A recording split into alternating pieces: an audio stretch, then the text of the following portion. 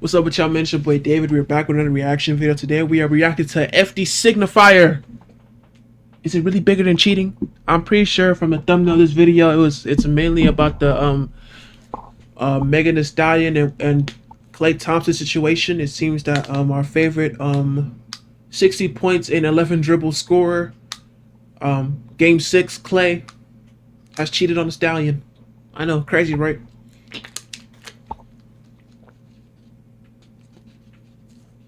But hey, it is what it is. That's how life goes. Sometimes you just get cheated on, and it is what it is. With that being said, make sure you like and subscribe. We're trying to get to 1,000 subscribers.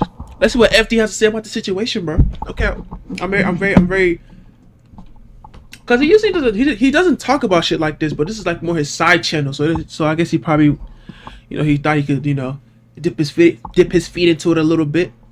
I've been trying to figure out how to transition from serious politics and media analysis guy into slop sports junk tuber where the money resides and the fans are just as Hey, no cap, hey man. That's slop. The money do live in the sloppy shit. People love the drama, bro. And they talking about Klay questioning his sexuality too. That shit crazy, nigga. That's tough, Klay. That's tough. Looking like Boston Richie out here. I know. weird and parasocial, but it's sports, so I really don't care. And I think the universe heard my cries because people can't seem to keep their hands off other people's men and or women. And now I have sports drama with a sociological slant. Sports slop, here I come. About a month ago, notable NFL reporter Diana Russini and Super Bowl champion player turned Super Bowl runner-up head coach Mike Vrabel were allegedly caught on a romantic tryst, with the major problem being that both of them are married to other people. And this was a concerning Damn! And they moving scandalous. What the fuck? Well, but wait, we don't know. Maybe their significant others were okay with that. I don't know how white people get. I don't know. conflict of interest between a coach and a member of the media. Both of them presented explicit denials of anything untoward, and the story was initially mostly of interest to the typical bottom feeder manosphere types who love to hyperfixate on highly visible women in the media. And you see this because a lot of people were posting old comments and outtakes of Diana Russini disparaging her actual husband in ways that do seem weird in retrospect, but at the moment it was like, whatever, this is sports banter, people do this all the time. There was a clear hyper focus on her and not much being said about Vrabel, who was also married with children and the leader of a team where character and accountability were preached. And also this team employed Stephon Diggs the previous seasons. Nigga, fuck all that. We talking about character, and this nigga, hey, God bless this nigga, he tough. He tough as fuck at football, but this nigga might be Satan. And we talking about character? Be so for real, bro. Be honest with me, bro. This is character? This nigga is character? Stop playing.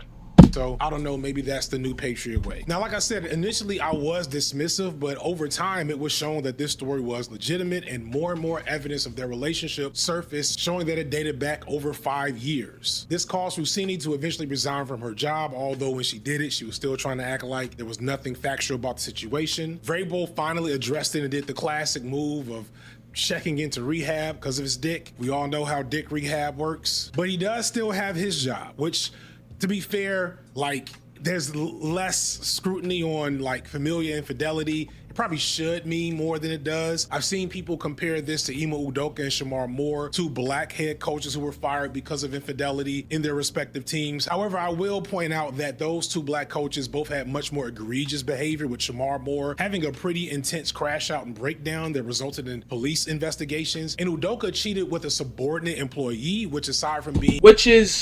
That's a violation of HR, and that is some weird ass. You can't do that. You can't fuck on people who are... You have, like... It's a power imbalance. It's a weird power imbalance in that. No cap. I see why he got fired for that. I'm not gonna lie. Ime, that's crazy. You gotta move smarter than that, big bro. I ain't gonna lie. Poor character and poor taste is a legitimate breach of workplace decorum and would be grounds for dismissal in many jobs. So it is what it is. Further, he's just extra dumb because his ass cheated with Nia Long of all people, and this is... How do you... It's gonna be a pattern in this video. How do you let go of Nia Long? Ime, I'm not gonna lie, man. Like, I like... And it's very funny they're gonna do this. They might, when that shit happened, they probably called him gay for it. They called him gay for cheating on a woman with another woman. You know, that's how they be on the internet, bro. They like, that shit be so funny. Like, they'll like say, oh, he cheated because he was gay. He cheated on her with a woman. Be so for real. Be honest with me. Be honest with all of us together. Your IQ is room temperature. You're stupid. There's no way you'd really like, what? At most he's bi, but gay? Really? Come on.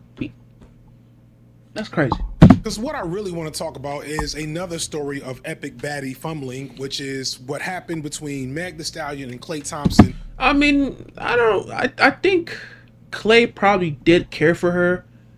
But honestly, when you're that rich, infidelity's already infidelity's already a lot among like regular people who don't have as much money and fame and access as these two people. So could you imagine infidelity when you do have access? I mean, this is Klay fucking Thompson. Like, his DMs probably look insane. Like, you know what I'm saying? Like, his DMs probably look fucking crazy. You feel me? And that's not even talking about her DM. I know her DMs look ridiculous. She's a girl and she famous. I know her DMs look fucking stupid. But his shit probably look crazy too. You know what I'm saying? It's just, you know, just throwing it out there. This past weekend, at least as of right. For those who don't know, Klay Thompson is a basketball player who, along with his former Splash brothers Steph Curry and a few other significant role players, was a big part of them winning 4 championships with the Golden State Warriors. He's legitimately one of the best players of this era, one of the best shooters of all time. And despite what some parts of Black Twitter are saying, no, he is not just some light-skinned nobody. He is legitimate big deal within. He is, bro. This nigga means a lot to not just the NBA but basketball in general. Like, in the history of basketball, Klay Thompson is solidified. Like, this nigga he could retire today and be in the Hall of Fame. This is a Hall of Fame ass nigga. He's gonna be in the Hall of Fame. Curry, Draymond, him, KD, they're all gonna be in the Hall of Fame, right? This is a Hall of Fame nigga. He's not in the Hall of Fame yet because you can't be in the Hall of Fame while you're in the league, but he's gonna be in the basketball Hall of Fame. You know what I'm saying? I don't know if there's a rap Hall of Fame. There kind of is, but Meg, would she make it to the rap Hall of Fame? Like, cause with Klay, it's solidified. He's Hall of Fame material for real. Like, this nigga is 99 on 2K and damn near every 2K for the 3. Right? He's like one of the main, him and Steph more so, but him and Steph one of the main reasons why the 3 ball is even like one of the most like implemented tools within the NBA in general. You know what I'm saying? All these teams chucking up threes in the playoffs. I'm talking about the Celtics for the most hand. They got that from them. You know what I'm saying? And with Meg, I don't know. Her music is good. It's fire, but it doesn't really move the needle enough for her to be in the Hall of Fame of rap. She's not a Drake. She's not a J. Cole. She's not a Kendrick. You know what I'm saying? She's not. I don't know. I really don't know. She's a solid 8-tier rapper. Solid 8-tier. Not S-tier, but solid 8-tier rapper. Very good. Can sell out a show for sure. Can sell out an arena for sure. For sure. His realm. Now, he's since been riddled with injuries and on the decline as a player because he's on the wrong side of 35, but he is a legend in this era. At the same time, Meg Thee Stallion is one of the biggest stars hip-hop has seen in the last decade plus. Those outside of hip-hop probably know her more for her epic success on WAP, or as it's better known, wet-ass P-word. P-word is female genitalia. But beyond that, she has had time. Man, that nigga is such a fucking nerd. Just say pussy, you weak-ass bitch. Oh my god, what a bitch. Just say pussy.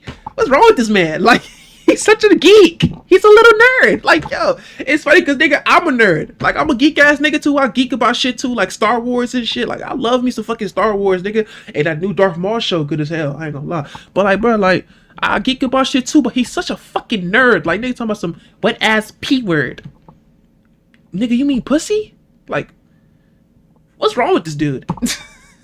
Tons of hits as an artist and multiple albums, partly because she had to do a lot of albums to get out of a record deal. I'll come back to that later. But also, she is sadly known as yet another lightning rod for internet weirdo scrutiny, as she is the victim of a violent assault by one Tory Lanez, a Canadian goblin weird man who is currently serving prison time for his assault. But due to willful misinformation by one DJ Groomer Dimbix and the Beige lawsuit filing overlord that commands him, there has been an endless negative campaign against her online by some of the internet's worst dudes. Just for the record, while I am against prisons in general, according to the laws of the land, Tory Lanez is rightfully incarcerated, and despite what Groomer Dimbix and his ilk keep trying to say, there's been no new evidence, no secret testimony, no special Or Tory Lanez is not coming back till 2032 or 2035. Like, he's done. He's actually just done. I'm not gonna lie. Like, Could he pop out with a fire-ass album? Of course he can. Tory is extremely talented, but he's done. I'm not gonna lie. You're not beating this case, my nigga. You're cooked. Investigation happening. There's nothing material to make people think otherwise. But it's not like facts have ever been the issue in this case, because that's just how those dudes are. They're gonna say what they want the truth to be until nothing. They're just gonna keep saying it regardless. I mean, look at them. Look at Pillsbury Doughboy looking ass nigga. Oh my god, man. But that nigga cheeks just keep getting fatter and fatter the more I see him. Like he big. I don't even know, man. He just big and wrong. What the fuck? Despite her larger-than-life persona, Meg is actually a pretty tragic figure. I ain't gonna lie, low-key fuck with Meg too, man. She just seems so cool. Like, I ain't gonna lie, one thing about her, man, she fuck with anime. I really fucks with anime heavy, bro. Like, no cap. Like, obviously the main famous shit, like Naruto, Bleach, One Piece. You know, we've all seen those.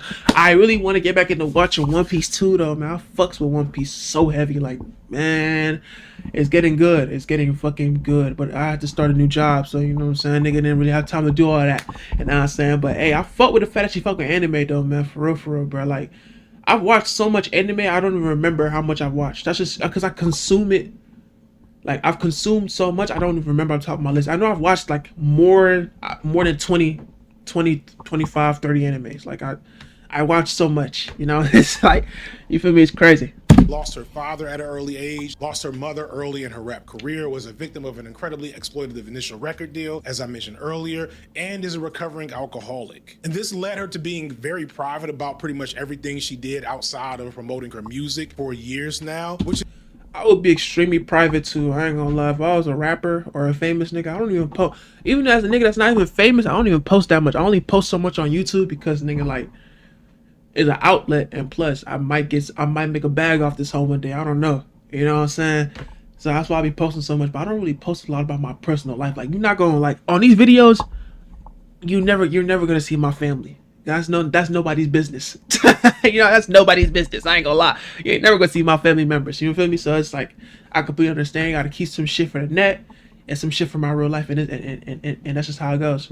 is why so many people were very happy for her when she first popped out with Thompson, because we assumed that if she was being public with the new guy, lots of social media posts, viral videos of her cooking for him. Just because she's public with a dude, just because a girl is public on her social media about a dude, does not mean she's happy. She could be fucked up on the inside, still posting this nigga. You know what I'm saying? Like, you know, you gotta watch out for those ones. I ain't gonna lie, man. His whole family good-looking food. It must have been because he was a good dude and they were serious. It was the opposite of when Cardi popped out with Stefon Diggs, who people kind of knew he was kind of shitty. Folks assumed Clay would do right by her. Hey, bro, not shit equals Stefon Diggs. I can't lie. Amazing football player though, so fucking talented. A real game stopper. You know what I'm saying? Real game changer as a football player, but as an individual. I remember that interview where everybody said who on the team would you not let your sister date, and everybody said Stefon Diggs. From that moment on, I knew to keep an eye on that nigga. I'm talking about one eye open when I'm sleeping on that nigga. He's scary, bro. Because I mean, nigga was doing coke on a boat. Like, no, he's scary, bro. She's Meg Thee Stallion. She is literally one of the most beautiful men in the world. And also on top of that, successful, rich, and according to her music, we'll say fun. Sadly, it seems like Meg and her fans should have done more digging on Klay Thompson. Basketball kind of fell off my radar in 2004 after the Pistons beat the Lakers in the finals, and it was the most boring basketball I'd ever seen. Shout out Larry Brown and the rest of them no-name dudes that most people that are younger than me don't even remember from that championship team. Cut the shit off, bro. Cut the shit. Yeah, I don't remember none of those niggas. I ain't gonna lie, man. The only Pistons I know is Ben Wallace and that Isaiah dude, and that's it, bro. Everybody else is Chauncey Billups. Chauncey Billups. That's a name. That's a name. Get the fuck off. Or from what I can see, Thompson is seen as a dummy on and off the court, making bonehead plays in between his great moments on the court, leading to his coach making some unique faces at him when he makes these mistakes, as well as being allegedly a habitual baddie fumbler, as it seems he also cheated on several of his previous girlfriends, which includes Coco Jones. And like, he had Coco? What the fuck? When the fuck that happened? I ain't gonna lie. I don't know how I would feel about being in the NBA and playing against a nigga that had my girl. I ain't gonna lie, I don't know how to feel. I don't know how I would feel. I would be fucking mad. I would actually probably not even cuff her because of that shit, bro. I ain't gonna lie. Like, how does God not strike you down for doing this multiple times? Not a fair God, if that can happen. I be trying to cape for light-skinned dudes, but the L's on y'all head right now is rough. Caleb, Iceman, save your people, save us all. All jokes aside, well, no, not all of them. We got more coming. The most revealing thing to come out of that story is the revelation that an early relationship in which Klay Thompson also cheated revealed that he kept a Bro, he cheats on everybody. What the fuck? He cheats on everybody. Goddamn, Klay. Only shit he never cheated on was the game. Shout out to you, my nigga. But you cheat on everybody? Goddamn, boy.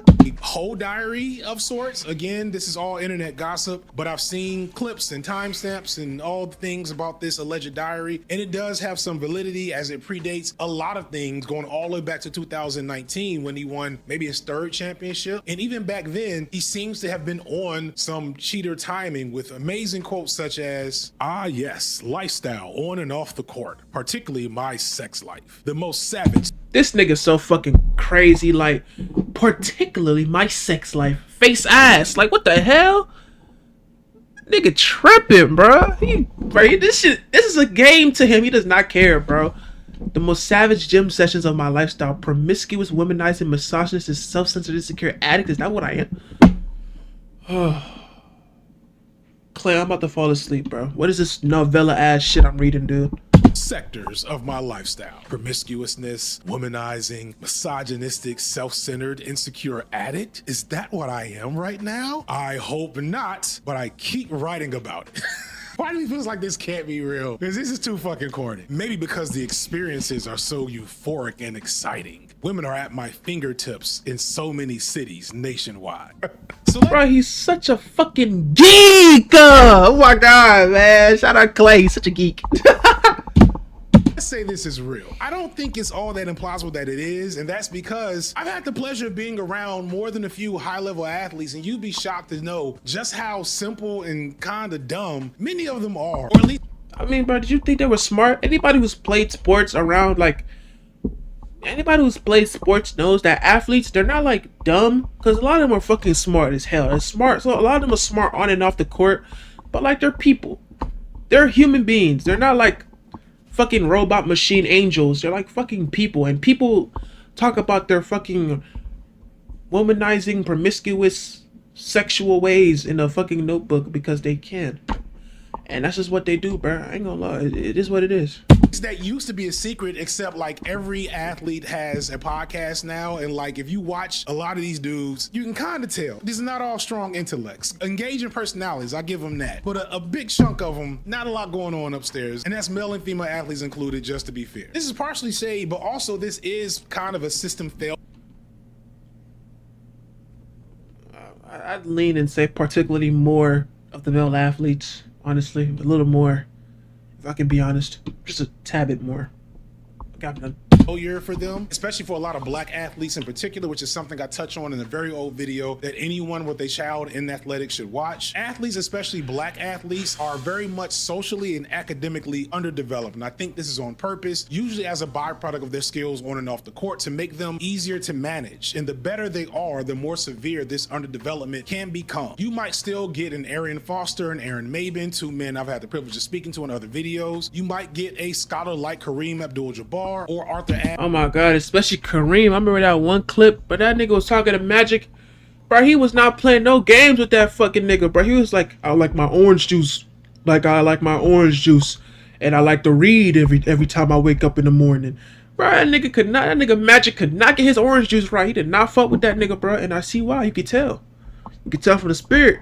And Colin Kaepernick as activists, or Myron Rolle and Gabby Thomas who are whole medical biologists, doctors, or whatnot. And I'm sure there's plenty more. But for the most part, elite athletes are specialized from an early age to do their sport. And if there's not some very purposeful intervention in the process to develop something else about them, there's a high likelihood that they will not develop. They will not develop past their sport. In fact, it's a big problem. Like, they'll just literally be stuck. They'll literally be stuck in their sport forever. Like, they don't even see. They can't see beyond that shit. It gets to the point where they start to get they start to hate themselves because sports doesn't last forever. The human body cannot take that much strain forever. LeBron is special because that nigga been doing this shit for 40 plus years, and now guess what? He's gonna retire next year, and he has to find something else to love other than basketball. And I'm not gonna lie, he might really lean into his family when that time comes. You feel me? But with a lot of other athletes, like at some point, this shit gonna come to a close. You're not gonna be that nigga forever. Now you gotta be a regular ass nigga. Now what makes you special? Nothing. And that not being special or not being kind of treated a little bit differently, that should make niggas crash. You feel me? Academically and emotionally to Especially niggas with CTE in the NFL. Them niggas be crashing. The fuck? their potential. So yeah, this does sound like the diary of a dude that's been playing basketball his whole life and pretty much nothing else. But there's also some other elements to it. Another thing at play that I already alluded to, the misogyny and patriarchy, which if you didn't think I was gonna bring that up, like, why did you click on it? Well, if you know me and you didn't think I was gonna bring it up, why did you click the video? Sure, you knew that was coming. If you don't know me, this is your first video, and before you start, I do wish he didn't cheat on her though. Cause it's just like, I'm not gonna lie, not cause like she's some fucking divine angel sent from heaven. It's just like, damn, that's fucked up. I know that shit hurt. Like, cause when you trust somebody, you love that person deeply. It's like that they cheat and they do you like that. Ooh, it makes you think, bro. It makes you really like, almost sort of kind of hate yourself. I'm not gonna lie, but it's not your fault though. Honestly, at the end of the day, cause you know, it's crazy. like crying and whining in my comment section, just listen for a second with an open mind. The most frustrating aspect of the way that athletes, specifically here black athletes, are underdeveloped, specifically with the men, it lies in the way that sports serves as a uniquely viable gender performance role for young black men. Or in more simpler terms, maybe, if you are a black male in any other realm of life, you are under a lot of scrutiny. You feel society's pressure and like attitude towards you. And once you become an athlete, that's something you can present back to the world that shows that you have value and status beyond what a regular black male might look like. It's a free ticket to being one of the good ones. Hey, for real, man, that's messed up. Shit crazy, twin. They need to start doing violence out here for real. Streets is not Nothing, that's not nothing to mess with. They need to stop making violence. I ain't gonna cap. So all y'all doing good in school? I do good. I got good grades. So I'm an athlete. I'm a football player. I'm a football player. What position you play? I play tight end, wide receiver, safety, and linebacker. This isn't a good thing. This has to It just, you know, it makes you feel wanted. I see what he's saying. That shit. When I played sports, I ain't gonna lie, nigga, I love playing sports, man. I felt special. I felt a little special when I was on the court, man. You know what I'm saying? No cap, I feel it. I know the feeling. do with a lot of things about how black men are perceived in society. But if you were an athlete or have been around athletes, you know that is something that they do because it is something that all of us secretly desire, to be viewed in society as more than what our black skin tells society we are worth. For obvious reasons, maybe a little less relevant for Klay Thompson. Not completely true, but like clearly. Not completely true. Obviously, he looks like a white man, but that's a black dude. He's black. In the eyes of society, you're not gonna sit there and be like, bro, Clay's white. No, that nigga is black. That nigga is black. He has a white mom, but he is black. I'm not gonna lie. Right? But for many other black athletes, that athlete status is a free ticket out of a lot of the stressors. Not all, but many of the stressors of being black. Especially the financial stressors, man. The free school, the money, the NIL deals. Oh my goodness, man. Being an athlete is lucrative. Especially at at the collegiate level, man. You know, it's nice. It get nice up there. No cap, I can tell. And male. At the same time, it also puts a lot of pressure on you. Being one of the good ones is not for the weak of heart. I talked about this in other videos about how black men who have that status also have to take on a ton of pressure. My most vivid experiences with black male athletes were the ones where they broke down in front of me. My first and most vivid moment of dealing with male athletes was as a high school teacher and having this 6'5", 300-pound teenage boy break down and cry on my shoulder about how he didn't love football and he didn't know if he was going to make it anywhere because he was only rated as a 3-star recruit his senior year, which if you know anything about football, you know that 3-star recruits aren't guaranteed. None of them are guaranteed anything. Yeah, none of them are guaranteed anything, but like it's better to be a 4-star, 5-star than it is a 3-star. If you have, mind you, in general, if you have stars, you're good. You are a good, solid football player. You have a, I hate to say this, you have a higher value to the sport than someone that has no stars. Even though none of them are guaranteed anything. Like 3 stars is like, he's a good player, he's solid, he can contribute at a pretty high level. 4 stars, he could damn near change the game with a flip of a coin. Right? You might get the greatest nigga that ever touched a fucking football one night. Next night he's kinda, you know, a little off his game a little bit. 5-star, every time he steps on the field he makes an impact. Whether defensively, offensively, he's an impact maker. And even on his off nights, he's an impact maker. That's what a 5-star is, basically. And just for those who don't understand, I feel like I kind of don't understand either, but I feel like I explained it to the best of my abilities for those that don't understand what those stars mean in football. You know what I'm saying? The lower your stars, the worse off it looks. But regardless of all that, if you ask 10 little boys between 3 and 13 what they want to be when they grow up, half of them are going to say some type of professional athlete, with maybe astronaut close behind, before you maybe get to 1 or 2 that say they want to be a doctor, a lawyer, or a scientist or something. This isn't because it's just that fun for those kids to play that sport at such a young age. It's also because even at that age, they can perceive how the status of being a good athlete, being seen as an elite athlete, can change the way you are treated, and they're apt to pursue that. I bring this up because this does relate to some of the things Meg stated in her IG post, where she announced the breakup, as well as Clay's cringe hoe diary, which is that under patriarchy and due to misogyny. Hey, I fuck with that name, Clay's cringe hoe diary, and I fuck with that. That's funny, bro. Byproduct of this high value, even male status, is that it comes with constant attention and adoration from women. Women are not immune to patriarchy and misogyny. I hope I'm not saying anything. I can't even lie, man. When I was playing sports, I'm not gonna lie, it was like I wasn't saying I was the most hoest. I was getting all the hoes. I couldn't say that, but I can't lie. Like, I was swimming a little bit. I can't lie, I was swimming just a little bit. I was kind of, you know what I'm saying, I was swimming through them a little bit. I can't even lie. Thing that's controversial at this point. I hope you all understand that by now. Women are raised in the same patriarchal households that men are, and are often left in charge of leading the reinforcement and tutelage of patriarchal norms in the home. So the same idealized roles that boys learn to pursue translate to girls as well. And when this is combined with misogyny and misogynoir, you start to see some really ugly patterns emerge. I'm gonna try to go a little bit deeper here. For the highly learned gender scholars in the audience with the extra letters behind your name, please have grace with me as I break down this stuff in the video with Klay Thompson and Meg Thee Stallion's faces on the cover. This is not meant to be the end-all be-all on gender studies. There will be no quotes of Pat Hill Collins or Judith Butler here, but I'm gonna do my best.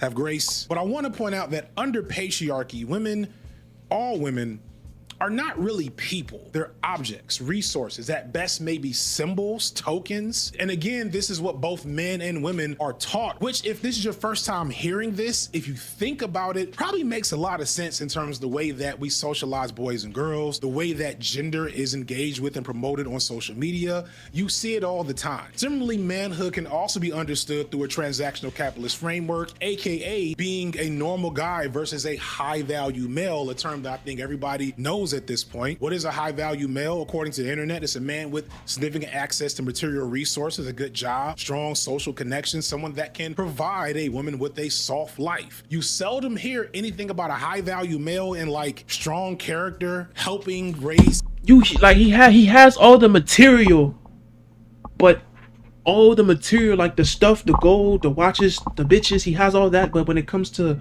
the internal, the peace of mind, the heart to love a woman beyond what the fuck she looks like, all that shit that really like that builds stronger connections with people beyond the surface level, they lack that. They don't got that. They don't have that, nigga. Like they don't have any of that. That's actually facts. No cap. I don't hear anything about like real like masculinity from these niggas. They have it. They got the bread, but they don't got, ain't no dog in them for real. They don't got no, I mean, they might got a dog in them, the ambition, but they don't got that dog in them that's like loyal. You know what I'm saying? Loyal to the soil type shit, you know what I'm saying? Kids, emotional maturity, loyalty, none of that comes up. It's all material access to capital, which, if you think about the way capitalism works, explains why some of these niggas act the way they act. The whole point of the high value male concept and why it's so coveted in red pill manosphere spaces is because they understand that having that status allows men like Klay Thompson the freedom to set the terms of romance, even if that woman happens to be a wealthy, successful, world-class beauty superstar who still managed to cook you and your whole family a Thanksgiving dinner. She ain't even had to do that, bro. She could have got a motherfucking cook to do that shit, man. She got the bread for it. But she did that shit out of last time. Man, shout out Meg, but she did that shit out of love, bro. No cap, that's crazy. That shit matters. Women are not people. They're not humans. All the extra shit she does, those are just extra tokens that he can trade in and, you know, replace when necessary. Under patriarchy, women are not valued in a way that allows them to set expectations on a man's behavior regardless of what she brings to the table, no matter her looks, how many children she's had, her level of loyalty, whatever code words you might hear in the comment section on Lipstick Alley or your average male podcast. None of that shit matters if you are a patriarchal, high-value man that doesn't see women as equal to you based on gender. You ever wonder why so many male athletes and rappers date the same women? It's because this is a like weird homosocial thing, specifically between. I don't know why. I don't know how they do it. I couldn't date a girl and know who her ex was. I couldn't do it. That shit makes me uncomfortable. Like deeply uncomfortable. I'm not gonna lie, cause I don't like to share. I hate the idea of doing that shit. That shit makes me fucking like mad. So I don't know how they do it. Maybe it's just dumb. These type If I was an athlete and I played a sport, I wouldn't date the same girls. I would probably find shit on some like dating app or something. I'm not finna goddamn date the same hoes these niggas fucking on. No, that's weird. of high status, high value men. It's more like, you know, exchanging Pokemon and playing cards to them. It's not treating them as humans that they're having relationships with. It's being able to. Damn, you know what's funny, bro? They're all fucking blonde. This isn't making. I see what he's saying. Like they don't even look like people right here. They look like fucking objects right here. What the fuck is going on, bro? Is that the misogyny in me? Are these even human beings right now? They just all look the same for no fucking reason. They got different dresses on and shit, but they just all look the same. Like, what's going on, bro? Am I tripping? Brag to their peers that they bag the baddest girls within their realm, even if like so many other aspects of that make little sense to regular dudes. But also regular dudes, we ain't shit either. Like, you know, shit can happen. You don't need to be a rich nigga to cheat on a girl. Like, it is what it is. But it still relates to the same framework. And this is, again, my experience, my perception. This is the B-sides, mental research. But I've always felt like regular men never cheat for external reasons. It never has much to do with their partner in question. Regular dudes cheat for an internal sense of validation. Men cheat when there's conflict in their personal life, whether the actual relationship is a problem or maybe their work life isn't going a certain way. And it's often because another woman provided them with a sense of relief or respite for whatever was troubled them, allowed them to not think about what's really bothering them. In my whole 40 years of life, I've never met a man who cheated with a woman who was more attractive or had more going on for her than the woman he was actually with. My personal experience, I'm sure some of y'all niggas cheat with only baddies, but just, I ain't seen it, just keeping it real. And this is related to the fact that men are taught that our access and power over women is emblematic to our manhood and the value of that manhood. How many hoes you fucked? How many hoes you scraped? You know what I'm saying? How many hoes you hit? Right? That's going to determine how much of a man you are to me. That shit crazy, bro. It makes me sad. It makes me sad. Not gonna lie. It makes me feel like there's gotta be more to this than how many hoes you fuck. No cap. And if you don't unpack that, it can lead to some complicated and problematic and nonsensical ways of relating to and seeing women. And in some extremes, it can have monstrous ramifications. Apart from these silly stories about cheating and pop stars, there's also been a lot of ugly stories of black men in the media murdering their wives and girlfriends, and in some cases, even their children, with the most high-profile case probably being the former politician Justin Fairfax. When you dig in closer to his story, it goes to the facts of him losing his career due to previous sexual misconduct, going through a divorce and likely losing the custody battle. So instead of taking that L on the chin and figuring out the rest of his life, he kills his then wife with his kids in the house. And yes, this does come back to issues around patriarchy and misogyny. When you research family annihilation, there's a lot of consistent factors. The most significant ones being socioeconomic factors. All domestic and intimate partner violence tends to be class-based for a variety of reasons. I do want to make sure I point that out up front because people often find it more attractive and compelling to skip the systemic part and focus on individual behavior. But in that regard, other individual factors like substance abuse, access to guns, prior domestic violence incidents, them being white, gotta remind some of y'all of that there's always a few of y'all in the crowd that need to be reminded of that, the very European nature of this problem. But getting back on topic, that's what I'm saying, it's systemic. that issue of family annihilation, it is systemic. It is a systemic issue that mostly Europeans suffer from. Like, it's not even like saying that, like, no, I am saying that. Fuck that. They love to kill their fucking families. I'm not gonna lie, bro. Fuck it. I'll keep it on it. They like to kill their families. Fuck it. One interesting factor in familicide is that it's often preceded by dire economic changes that hurt a man's ability to play that patriarchal role that is idealized and standardized in society. It's men that are suddenly not high value, not breadwinners or providers that somehow decide that their entire family must go along with themselves because no one else deserves to live if they can't fulfill their patriarchal role. These are the extremes, along with the Epsteins and the Diddies and the Weinsteins and all those in that world. Those are extreme cases, and the problem with focusing too much on those extreme cases is that it allows us to create mental and social distance from the more benign everyday ways in which men harm women that is excused and downplayed, whether that harm is those extreme acts of violence or the public shaming of female victims of infidelity like Meg Thee Stallion, or acting like this is not something of interest or note that needs to be discussed or can reasonably just be gossiped about. It's really weird to me to see like a lot of these male podcasters, these culture sports guys, downplay the necessity to talk about Klay Thompson's behavior in his own words that he seems to know. I mean, clearly we all understand it. What he did was wrong. I'm not finna sit here and stroke this nigga's cock. He was wrong. He's a bad guy for that shit. I can't even lie. Klay, you evil for that, bro. She cut for you, bro. She showed you a lot of love and care. And you did that to her. I don't know, man. I don't know. I'm questioning your character, my nigga. I already questioned it a couple times when he was cheating on all them other hoes. I was already questioning it. But the basketball, man, it was the basketball. Face ass. No is an issue, especially since a lot of these dudes have been in that type of situation. Since a guy like Shaquille O'Neal has talked openly about how infidelity ruined his life, but somehow you don't want to engage with this. Not to mention the fact that for weeks, as I said at the beginning of the video, we were talking about Diana Rossini, who is low down.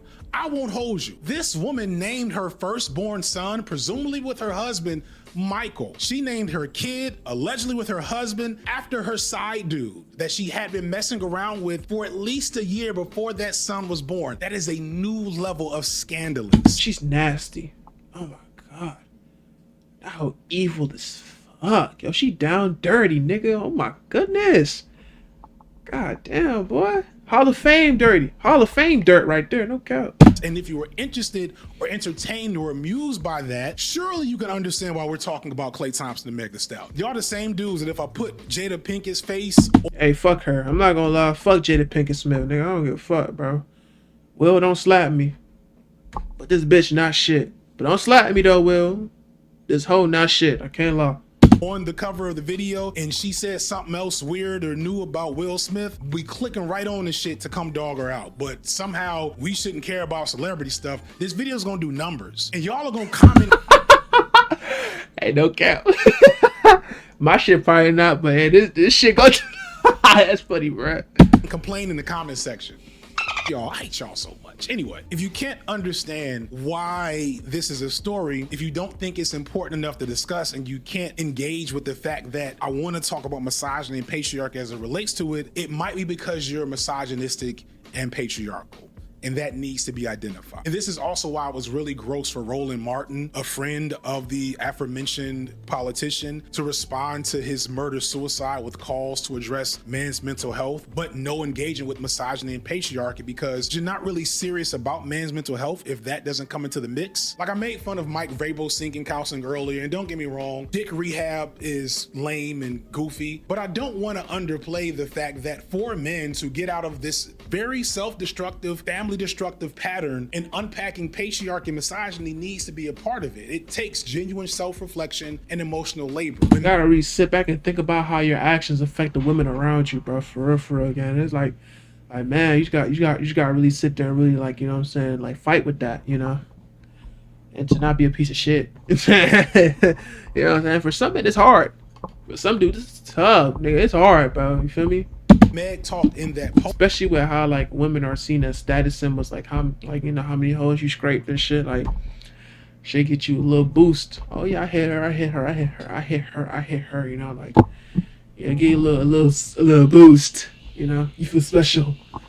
post about Clay's mood swings, I believe her and I empathize with her and him in that regard. Again, these athletes are by design emotionally underdeveloped. And for someone like Klay Thompson, an elite of the elite, at the end of his career, it's probably hard for him to deal with that. He's probably going through some depressive symptoms, and maybe that did cause him to cheat. He's still got to hold that L because he's a habitual baddie fumbler, but I get it. I get the idea of spending most of your— Like, I hate that he did that, and there's no excuse for it either. Fuck you. But still,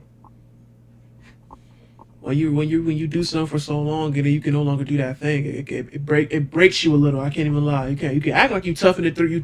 You tough. Oh, I'm done with the sport. It's cool. It's whatever. But you gonna go to sleep and start dreaming about that shit though.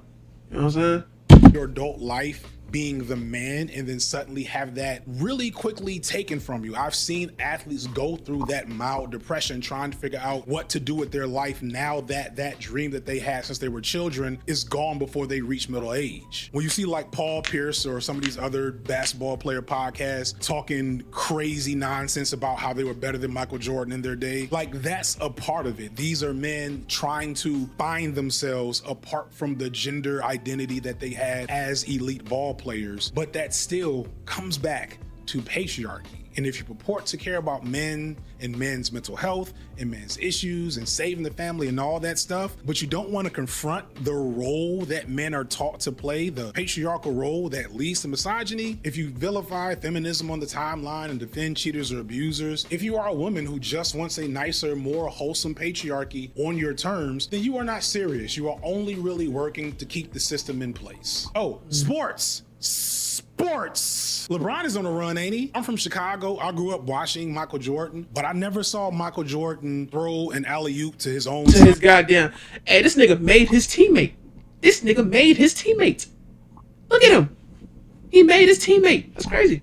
In the playoff game, I'm just saying that's got to count for something. LeBron's son is a Laker and Jordan's son is dating Scottie Pippen's 60-year-old ex-wife. I don't know. There's got to be some extra points given in that regard. So real talk, I did have some deep and meaningful conversations with pro athletes, such as the aforementioned Arian Foster and Aaron Maben, two highly intellectual former athletes that had a lot to say about that experience and really about the world in general. And I did that in a video talking about the whole fiasco with Saquon Barkley a couple of years ago when him not getting a new contract from the Giants. It's relatively old now, but it's still relevant. It's a video I'm very proud of because it does get into those underlying racist frameworks that play into how certain positions are undervalued.